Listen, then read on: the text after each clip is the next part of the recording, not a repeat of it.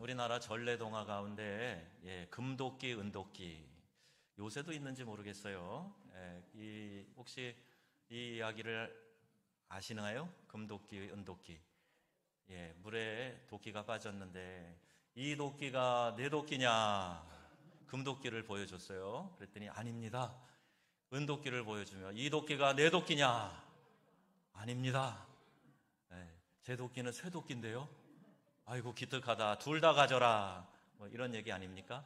오래돼서 저도 기억이 왔다 갔다 하는데 성경에도 물에 도끼가 빠져서 불에 빠진 도끼가 물 위로 떠오르는 그런 이야기가 나옵니다. 오늘 말씀 속에서 이런 도끼를 되찾게 한 세 가지 중요한 사건이 있어요. 그 첫 번째가 도끼 잃은 것을 먼저 마음으로 안타까워하고 슬퍼하는 이것이 먼저 나옵니다. 한 학생이 나무를 베다가 도끼 머리 부분이 앞에 이제 쇠붙이 부분이죠. 이게 빠져가지고 물에 펑 들어간 거예요. 그런데 하필이면 이 도끼가 깊은 강물에 빠졌어요.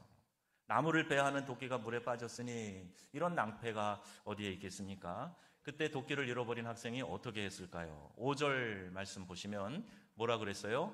아, 내 주여, 아, 내 주여 탄식하면서 가슴을 치면서 슬퍼했어요. 그 슬퍼한 이유가 뭘까요? 무엇보다도 이제 더 이상 작업을 할 수 없는 거잖아요. 나무를 베는 작업을 할 수 없기 때문이요. 또 게다가 이 도끼는 자기 게 아니고 빌려왔어요. 빌려온 도끼입니다. 자기 것도 없어서 빌려온 처지니 이거 갚으려고 하면 얼마나 어렵겠어요. 그래서 이 도끼를 잃어버렸다는 사실 자체가 그렇게 슬프게 했던 거예요. 너무나 당연한 일이죠. 여기 슬퍼했다 하는 말의 의미를 기도했다라고 한번 대치를 해보자고요. 슬픈 마음을 가지고 우리가 하나님께 나아가 기도하는 것처럼 그도 지금 난처한 상황을 만나서 이렇게 기도했다 이렇게 말할 수 있을 겁니다. 사랑하는 성도 여러분, 기도할 수 있는데 왜 걱정하십니까? 기도할 수 있는데 왜 슬퍼하십니까? 복음성과 가사에만 있는 게 아니라 사실 아닙니까? 지금 열린 창문을 통하여 하나님을 바라보면서 무릎 꿇어야 할 때예요. 하나님께 기도해야 될 것입니다. 사방이 다 막혀 있어도 하늘은 열려 있습니다. 우리 모두에게는요, 기도할 수 있는 창문 항상 열려 있어요. 하나님과 통할 수 있는 창문이 있습니다. 동서남북 문이 다 닫혀도 하나님께 나아갈 창문은 늘 열어주시기 때문에 그 열린 창문을 통해 하나님을 바라보며 기도할 수 있다는 거예요. 낭망치 말고 기도하고 또 기다리면서 또 이렇게 하나님을 구할 이유가 있는 거죠. 우리가 하나님께 기도하면 하나님은 우리에게 응답하시기 때문이에요. 성경이 분명히 말씀합니다. 구하라 그러면 주실 것이요 말씀하고 계세요. 이 약속의 말씀 여러분 붙잡으시기 바랍니다. 이 시간도 우리가 기도를 통해서 잃어버린 이 도끼를 되찾아야 합니다. 또 하나는요, 엘리사가 함께 있었다는 거예요. 하나님의 사람 엘리사가 그들과 함께 그 현장에 있었다는 거예요. 존경받는 교사 드물고 신임받는 교사 많지 않다는 이야기가 요새 많이 들려요. 존경받는 교사가 되려면 무엇보다도 그 안에 사명감이 충만해야 돼요.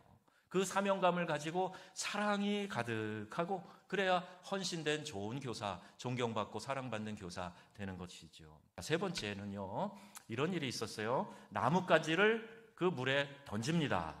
잃은 도끼를 어떻게 찾습니까? 엘리사가 나뭇가지를 물 위에 던져요. 그랬더니 물에 빠진 도끼가 떠오릅니다. 아니, 도끼가 무슨 플라스틱이나 나무 토막입니까? 우리 과학만 공부한 친구들, 물리만 공부한 사람들은요, 이 얘기가 뭐 이상한 얘기처럼 생각할지 몰라요. 그런데 여러분 아세요? 나무 중에도 비중이 무거워서 가라앉는 나무가 있어요.